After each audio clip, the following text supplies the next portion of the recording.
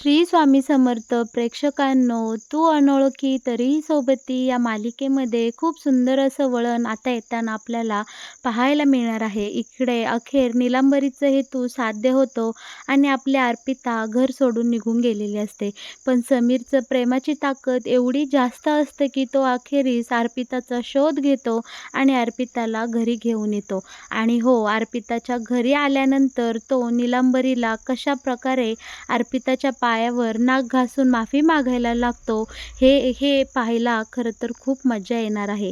आणि हे सगळं मालिकेमध्ये कशाप्रकारे घडत जाणार आहे, येणारे काही भाग हे कसं घडणार आहे, हे जर तुम्हाला जाणून घ्यायचं असेल, तर तुम्ही हा व्हिडिओ अगदी शेवटपर्यंत पहा, म्हणजे तुमच्या सगळं काही इकडे लक्षात येऊन जाईल. बरं का प्रेक्षकांनो, इकडे समीरच्या आईने एकदम मनामध्ये ठरवलेलंच असतं की अर्पिताला आज काहीही करून ती घराबाहेर काढणारच.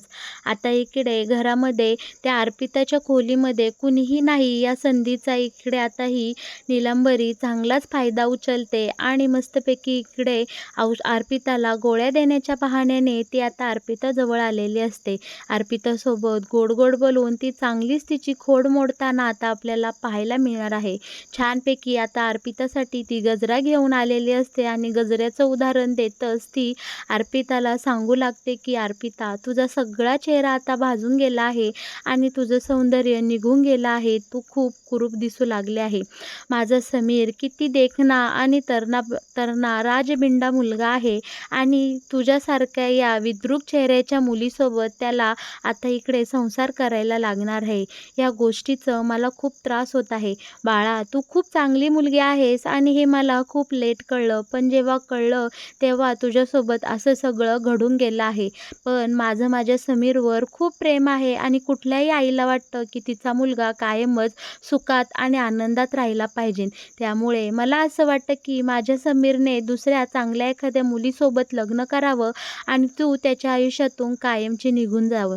इकडे आता ही नीलांबरी खूपच हुशार असते. इकडे ती तिचं बोलणं बरोबर अर्पितापर्यंत पोचवतही असते आणि मधून-मधून तिच्या डोक्यावरून प्रेमाने हात फिरवून तिला मायेची जाणीव करून देत असते. इकडे आता ह्या नीलांबरीचा हेतू बऱ्यापैकी साध्य होताना आपल्याला पाहायला मिळणार आहे. इकडे आता ही नीलांबरी रडत-रडत सांगत असते की चाळीतल्या बायकाही तुमच्याविषयी खूप काही बोलू लागल्या आहेत. बोलतात की आता आपल्या समीरचं कसं होणार, या विद्रूप चेहऱ्याच्या अर्पितासोबत समीर कसा संसार करणार आहे कोणास ठाऊक. उद्या त्यांना मुलं झाली आणि त्यांचा संसाराचा गाडा पुढं गेल्यानंतर समीरला ह्या अर्पिताला चार चौघात घेऊन जायला किती लाज वाटेल. तो इतका सुंदर आणि ही अर्पिता एवढी भाजलेली कुरूप चेहऱ्याची. आणि आता त्यांचा संसार नक्की कसा फुलेल. आपला समीर खूप चांगला मुलगा आहे. कर्तव्य म्हणून तो अर्पिताला कधीही अंतर देणार नाही. पण बिचाऱ्याच्या आयुष्यातला, या दोघांच्या संसारातला सगळा रोमॅन्स निघून जाणार आहे आणि संसाराची गोडीही कमी होणार आहे.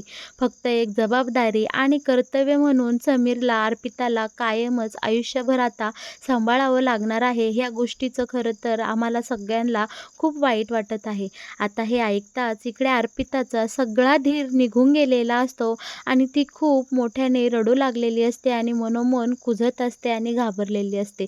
पण या सगळ्यामध्ये मात्र नीलांबरी हळूहळू अर्पिताच्या डोक्यावरून, गालावरून प्रेमाने हात फिरवत असते आणि बोलते की बाळा, मी तुला आई म्हणून कधीही अंतर देणार नाही. जशी मला दीदी तशी तू. आणि शेवटी हा सगळा निर्णय तुझा असणार आहे. तू तितकी समंजस आहे. माझ्या समीरने तुझ्यासाठी आजवर खूप त्याग केले. अगदी एका श्रीमंत मुलीसोबत ठरलेलं लग्नसुद्धा त्याने मोडलं आणि तुझ्या भर लग्नामध्ये त्याने तुझ्याशी लग्न केलं आणि तुझ्यासोबत संसार थाटला आहे. आता वेळ तुझी आहे आणि समीरने तुझ्यावर जे काही उपकार केले त्या उपकाराची परतफेड करण्याची आता तुला चांगली संधी मिळाली आहे. त्यामुळं मला असं वाटतंय की तू नक्कीच विचार करावा मी जे काही बोलले आहे त्यावर.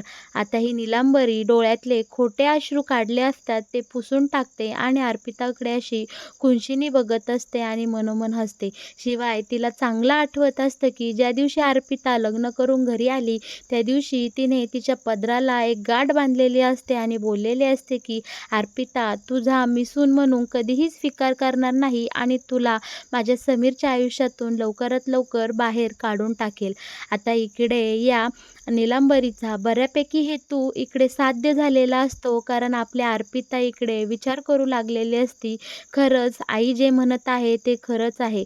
कारण राजेशही तिला बोललेले असते की तुझा हा चेहरा केवढा विद्रूप झाला आहे आणि माझा बिचारा समीर तुझ्यासोबत कसं आयुष्य काढणार आहे कोणास ठाऊक. शिवाय ती जेव्हा चालायला गेली होती तेव्हा तिथली माणसंही बोलत होती की समीर खूप चांगला मुलगा आहे, तो लाख ह्या अर्पिताला अंतर देणार नाही. पण ह्या अर्पिताला लाज वाटत नाही का त्या समीरला चिटकून राहिली आहे. दुसरी एखादी स्वाभिमानी मुलगी असती तर त्या समीरला सोडून कधीच निघून गेली असते. आता आजवर जे ॲक्सिडेंट झाल्यापासून जे लोक बोलले आणि जेवढं काही अर्पिताला समजलं होतं त्या सगळ्या गोष्टी आणि आठवणी आता अर्पिताच्या डोळ्यासमोरून ये-जा करू लागलेल्या असतात आणि अर्पिता मनोमन खूप दुखावलेली असते. अखेरीस आता इकडे निलांबरीचा हेतू एकदम साध्य झालेला असतो आणि आपल्या अर्पिता घर सोडून कोणालाही न सांगता घर सोडून निघून गेलेली असते. बरं का, आता इकडे समीर घरी आलेला असतो आणि तो आपल्या अर्पिताला इकडे-तिकडे शोधू लागलेला असतो. "अर्पिता मॅडम, कुठे आहात तुम्ही?" इकडे-तिकडे आवाज देत असतो. पण समीरला अर्पिता कुठेही दिसत नाही, म्हणून तो त्याच्या घरी आता इकडे येतो आणि विचार करतो तिकडे गेल्या असतील, आईजवळ गप्पा मारण्यासाठी गेली असेल.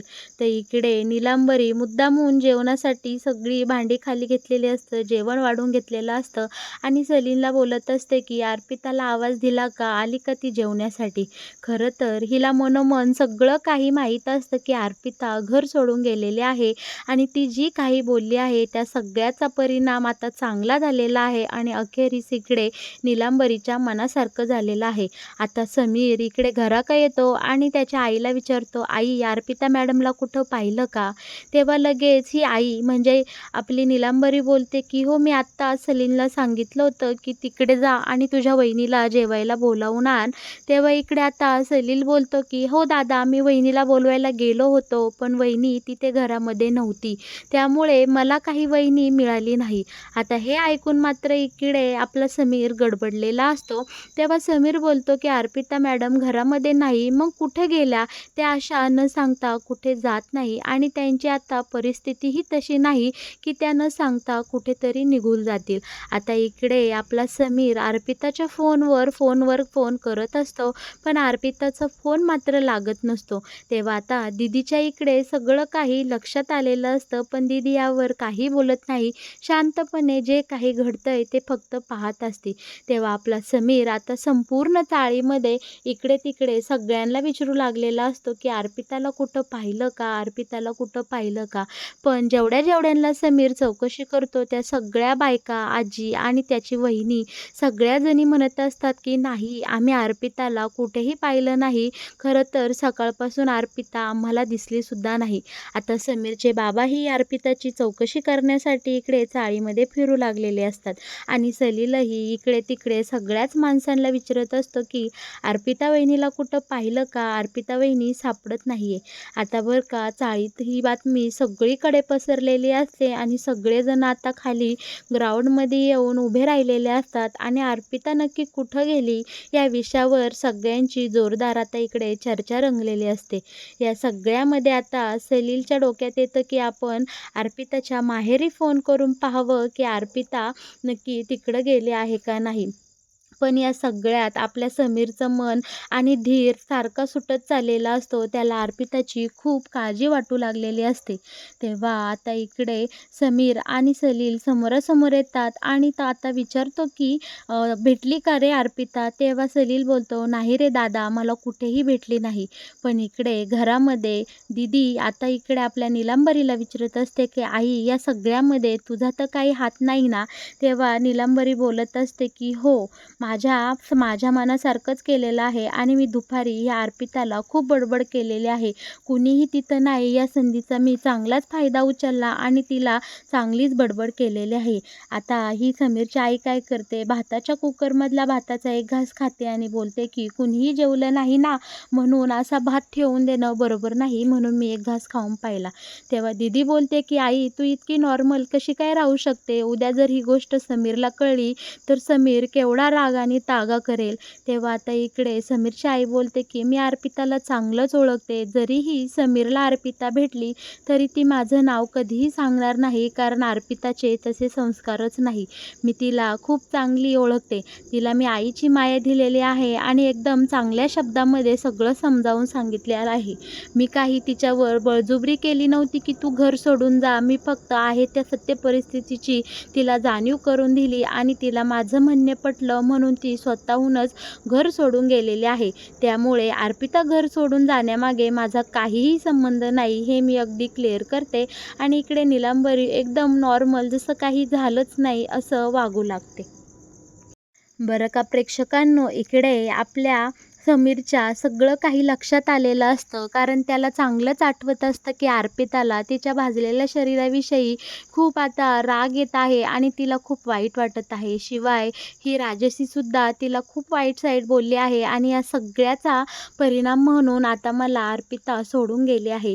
समीर तसं सगळ्या चाळीतल्या बायकांना आणि माणसांना बोलूनही दाखवतो. तेव्हा आता आजी पुढे येते आणि समीरचा धीर बनते आणि समीरला बोलते की आपल्या अर्पिता बाळा तुला कधीही सोडून जाणार नाही. तू अजिबात काळजी करू नको. ती इथेच कुठंतरी गेली असेल.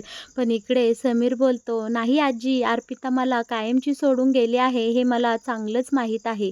बरं का प्रेक्षकांनो, आता हा जो सलील असतो ना, तो बोलतो की दादा तू टेन्शन घेऊ नको, मी वहिनीच्या माहेरी फोन करून विचारतो. आता इकडे सलीलने बरोबर निकीला फोन केलेला असतो आणि निकीला विचारतो की वहिनी तिकडे आली आहे का? तेव्हा निकी बोलते, नाही रे, तिकडे कशाला येईल, तू बरा आहेस ना? कारण ऑलरेडी माझ्या दीदीचं खूप दुखत आहे आणि दीदीची अशी अवस्थाही नाही, परिस्थिती नाही की ती इकडे मला भेटण्यासाठी किंवा तिच्या माहेरी स्वतःहून चालत येऊ शकते. काहीतरीच काय, तू काहीही बोलत आहे. आता इकडे या निकीचं बोलणं ऐकून मात्र सलीलला का कोणास ठाऊक जरा आनंदच झालेला असतो, पण तो पुन्हा मला खूप दुःख आहे असं दाखवतो आणि त्याच्या भावासंग इकडं बोलायला येतो. आणि सगळेजण इकडे आता गोल करून उभे असतात आणि आता अर्पिता नक्की कुठे सापडेल या गोष्टीचा विचार करत असतात. पण तितक्यात आता इकडे श्रेयू शाळेतून घरी येतो आणि विचारतो की मामा काय झालं रे, तू का टेन्शनमध्ये आहेस? बरं का मंडळी, आता समीर इकडे या श्रेयूला सांगतो की बाळा तुझी मामी भेटत नाहीये, कुठं गेली काय माहीत. आता इकडे श्रेयू बोलतो की मामा तू घाबरू नकोस, मामी इथेच कुठेतरी असतील, पण मला तुला खूप काही महत्त्वाचं सांगायचं आहे, फक्त मला ते तुला एकट्यालाच सांगायचं आहे. आता इकडे आपला हा समीर कान खाली करतो आणि आपला हा श्रेयू समीरच्या कानामध्ये जे काही दुपारी घडलं ते सगळं सांगतो. बोलतो की मामा सकाळी मामी आणि मी खेळ खेळत होतो, पण तितक्यात आजी तिथे आले आणि मामीला मी शाळेसाठी आवरायला गेलो, पण आजी इकडे मामीला खूप काही बोलत होती, तुला कायमचं सोडून जा असं सांगत होती. आणि हे सगळं ऐकून मामी खूप घाबरलेली होती आणि मामी खूप रडत रडत होती. कदाचित म्हणूनच मामी घर सोडून गेली असावी असं मला वाटतंय. आता श्रेयूने इकडे खूप मोठ्या सत्याचा उलगडा आपल्या समीरसमोर केलेला असतो आणि समीर खूप रागवलेला असतो. आता समीर रागारागाने तिकडे आईकडे जातो आणि आईला जाब विचारतो की आई तू मला सांग की तू अर्पिता मॅडमला बोललीस का की मला सोडून जा, तुझ्या ह्या विकृत चेहरा बाजूला घे आणि माझ्या समीरला सोडून जा, तू असं बोलली आहेस का? तेव्हा आता इकडे खरं तर पहिल्यांदा नीलांबरी नाही होऊन पडते, बोलते की मी असं काहीही बोललं नाही. पण नंतर बोलते की श्रेयू तू आत्ता शाळेतून आला, जा बरं आतमध्ये. आणि नंतर आता नीलांबरी बोलू लागते की मी असं कशाला बोलेल. तेव्हा आपला समीर बोलतो की आई मला श्रेयूनी सगळं काही सांगितलेलं आहे. तू दुपारी अर्पिता मॅडमला बोलली की माझ्या समीरच्या आयुष्यातून कायमचं निघून जा. तू माझ्या समीरसाठी एक ओझं बनले आहेस. तेव्हा आता इकडे नीलांबरी व्यक्त होते आणि मोठ्या मोठ्याने रडू लागते आणि म्हणते की हो, मी त्या अर्पिताला बोलले आहे की माझ्या समीरच्या आयुष्यातून कायम निघून जा. अशी विकृत चेहऱ्याचं ही ओझं बनलेली बायको तू कवर सांभाळणार आहेस आणि मला नको आहे ती माझी सून म्हणून. बरं का आता इकडे हे शब्द ऐकताच समीरचा राग इतका वाढलेला असतो, तो त्याच्या आईला खूप काही बोलतो आणि ऐकवून दाखवतो. पण इकडे नीलांबरी रडण्याचं खूप मोठं नाटक करते, पण समीर आता तिच्याकडे लक्ष न देता तिथून बाहेर निघून जातो आणि स्वतःशीच बोलत असतो, की आता सगळं काही संपलं. अर्पिता मॅडम मला कायमच्या सोडून गेल्या आहेत. आता मी त्यांना कुठं शोधू?